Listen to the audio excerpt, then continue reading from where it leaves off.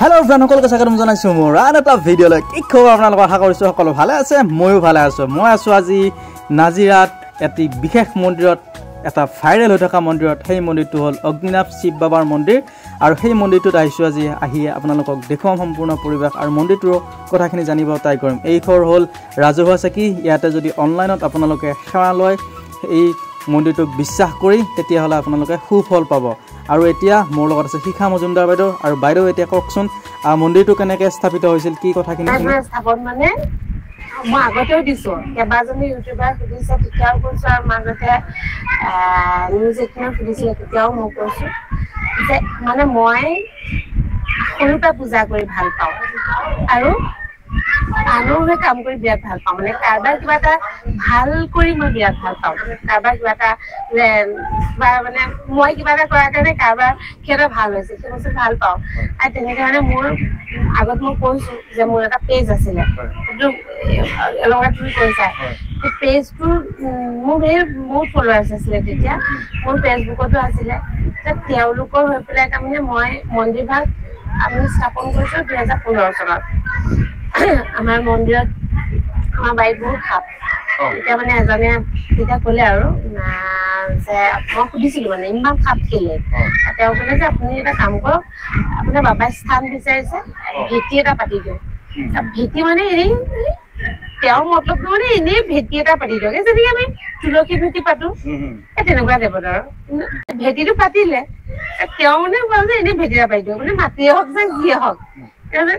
প্ৰথমতে এইখিনি পাতিলে ভেটিটো পকা দি পেলাই এনেই চিমেণ্টে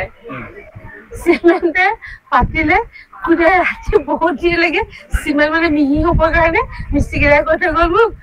যে খুব মানে পলিচ দিব মানে খুব ধুনীয়া হ'ব মানে তেতিয়া চিকচিকাব পলিচ ইমানেই দিলো তেতিয়া চিমেণ্টে আহি থাকিলে তাৰপিছতে সেইটো গ'ল মানে মই গোটেই কাহিনীটো কৈ দিছা মোৰ পচন্দ নহ'লে আৰু মই চিমেণ্টৰ কামবোৰ ভাল নাপাওঁ মানে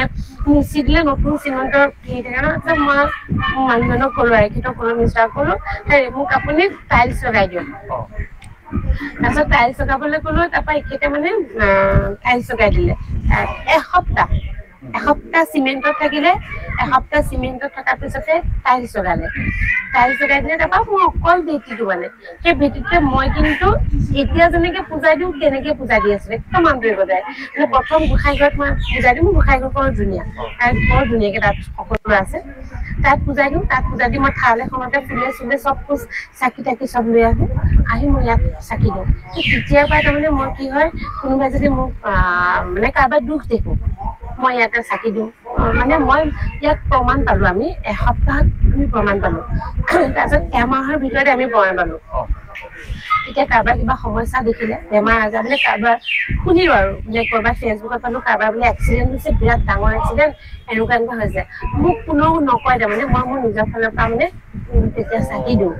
পিছত দেখো গম পাওঁ যে সেই মানুহজন ভাল হয় হয়তো তেওঁ গম নাপায় যে মই তেওঁ হৈ পেলাই যে এইটো কাম কৰিছো বুলি পেলাই কাৰোবাৰ সন্তান নাই তেওঁ এবাৰ মানে কেনেকে বস্তুটো বাঢ়িলে তাৰমানে এবাৰ মাদাৰ্ছ ডে আছিলে মাদাৰ্ছ ডে মই এটা পোষ্ট দিছিলো মোৰ মাৰ ফটোখন দি তাৰপিছতে মই কি কৰিলো এবাৰ সেই মাদাৰ্ছ ডে দিনাখনে মই সকলো ভক্ত হৈ পেলাই এগছ মানে চাকি দিছিলো তাৰ নেক্সট পিছৰ বছৰ মাদাৰ্ছ ডে ভক্তসকলৰ হৈ পেলাই কোনোবাই মানে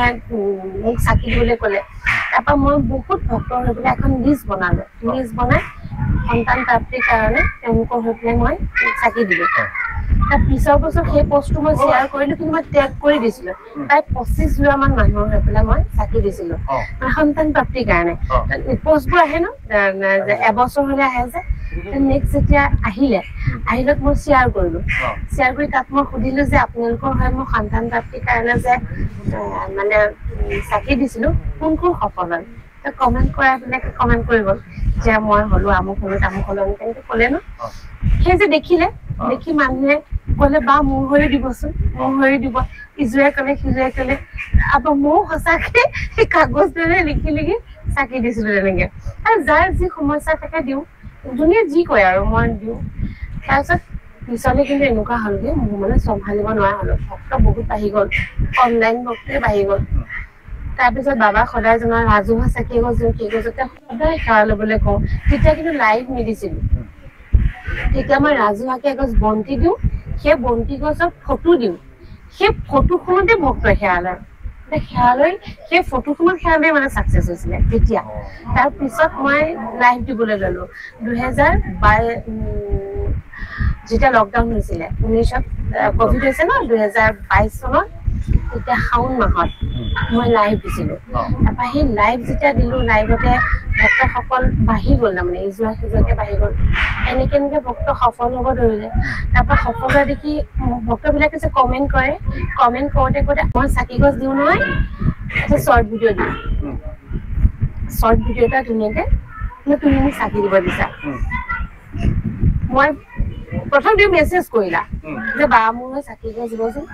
মই নামটো লিখিলোঁ লিখি থৈ পেলাই প্ৰফাইলটো খুচৰি একদম পুৰা মানে সন্তান প্ৰাপ্তিৰ কাৰণে বোলে মই আজি বহুত কষ্টৰ পিছত সাধনাৰ পিছত আচলতে এইখিনি হৈছে প্ৰত্যেকটো বস্তু সাধনা লাগে যে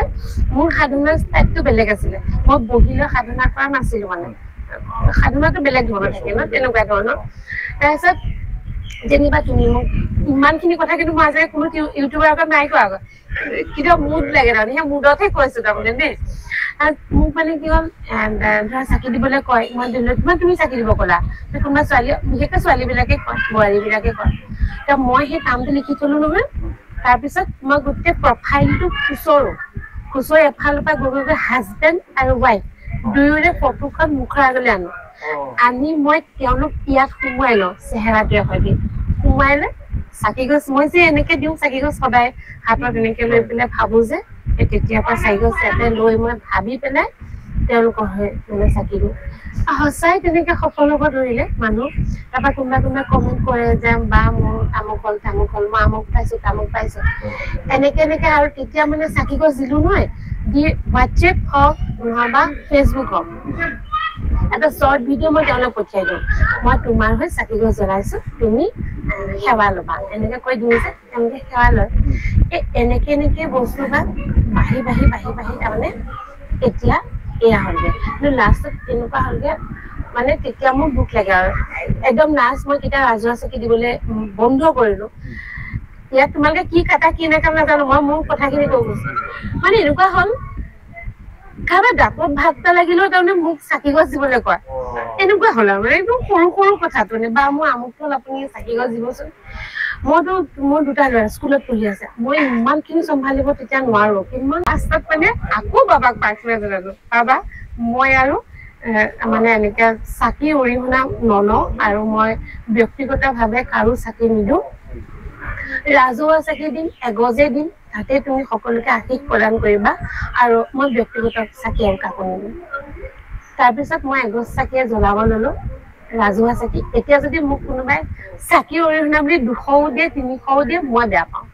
মানে মই যে নলওঁ কাৰণ মই ব্যক্তিগত চাকি গছ মই দিবলৈ যেতিয়া নিদিওঁৱে দিব নোৱাৰোৱে কাৰণ বাবাই দিছে ৰাজহুৱা চাকি গছত আশীষ তো তেওঁ সেইটো শক্তি দিছে যে কোনোবাই যদি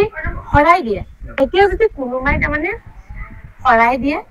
দিলে মানে সেই শৰাইখন তাৰমানে দিয়া হয় শৰাই অৰিহণা দিলে মানে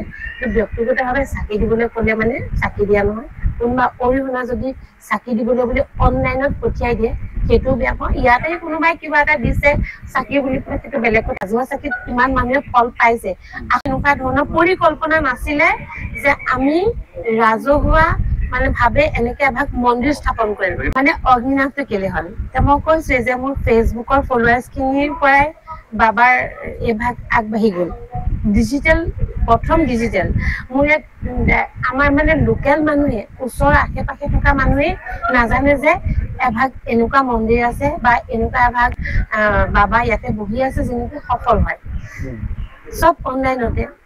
দ্বিতীয় কথা হ'ল মই খুব মানে পেজটোত আগতে দিওঁৱেই মোৰ ফেচবুকতো দিওঁ মই খুব ইটো সিটো কৰিছিলোঁ মানে মিঠাই বনোৱা এই ঘিউ বনোৱা এই আমুক তামুক এইবিলাক কৰিছিলোঁ মোৰ পৰা তেতিয়া মানুহে মানে মিঠাই নিয়েহি ঘিউ নিয়েহি মানে যিটো ঘৰুৱা প্ৰডাক্ট সেই প্ৰডাক্টবিলাক মই বনাইছিলোঁ মানে ভাল পাওঁ মানে মোৰ বিৰাট চখ লাভ লোকচানৰ কথা নাই মই বনাওঁ আৰু ঘিউ চিউ মিঠাই চিঠাই বহুত বনাওঁ মিঠাই বিক্ৰীও কৰিছিলোঁ সেই মানুহখিনিয়ে তাৰমানে মোৰ পৰা নিবলৈ আহে আৰু তেতিয়া মোক কয় বা আপোনাৰ ঘৰত যাম আৰু আপোনাৰ মানে বস্তু ল'ম আচাৰ বনাইছিলোঁ আচাৰ বনাই বিকিছিলোঁ তেতিয়া মানে কি হয় ক'ত পাম বুলি সোধে মই তেতিয়া আমাৰ এই বাবাৰ আমি 15 চনত আমি বাবাক স্থাপন কৰিছোঁ নহয় 16 চনত প্ৰথম শিৱৰাত্ৰি প্ৰথম যেতিয়া আমাৰ শিৱৰাত্ৰি হৈছিলে প্ৰথম শিৱৰাত্ৰিত বাবাক আমি প্ৰাৰ্থনা জনাইছিলোঁ এতিয়া আমাৰ যিখন ডিপাৰ্টমেণ্টেল ষ্ট'ৰ আছে সেই ঘৰটো আমি পাবৰ কাৰণে বাবাক মানে প্ৰাৰ্থনা জনাইছিলোঁ তাৰপিছত 16 চনৰ প্ৰথম মানে শিৱৰাত্ৰি সঁচাকৈ আমি পালোঁ সেইবাৰ সেইটো পালোঁ পোৱাৰ পিছত বাবাৰ আশীৰ্বাদ পালোঁ যে মানে 16 চনত আমাৰ 15 চনত মন্দিৰ 16 চনত দোকানখন যেতিয়া আমাৰ প্ৰথম খুলিছে এখেতে বাবাৰ আশীৰ্বাদ পাইছে বুলি মানে মোৰ মিষ্টাৰে গোটেই মানে ডিক্সনাৰী চাই বা হেৰি চাই তেওঁ মানে বাবাৰ নাম চালে মহাদেৱৰ নাম চালে অগ্নিনাভ হৈছে শিৱৰ নাম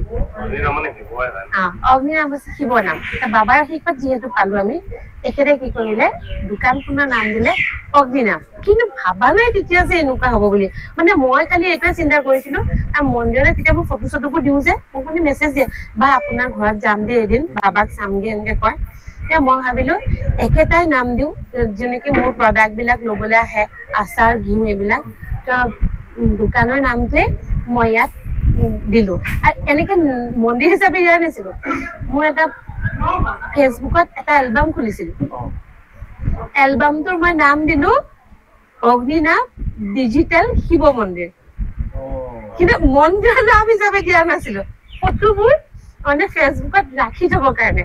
অগ্নিনাভ ডিজিটেল শিৱ মন্দিৰ বুলি মই এটা এলবাম খুলিলোঁ মানে মোৰ ফেচবুকত এলবামটো খুলি তাত মই মানে ফটোবোৰ দি যাওঁ